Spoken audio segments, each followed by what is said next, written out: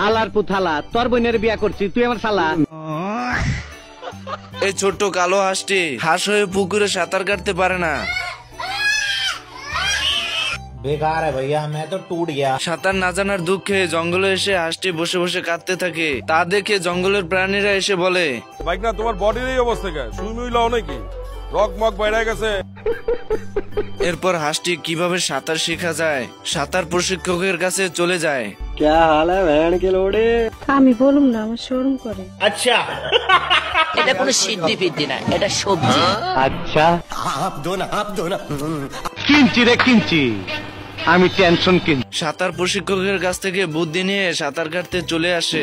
Wow क्या लड़का है, वेरी हैंडसम बॉय, इससे तो बहुत मजा आएगा। সুটিয়ে লাল করে দেবো, নোংরামি বার করে দেবো।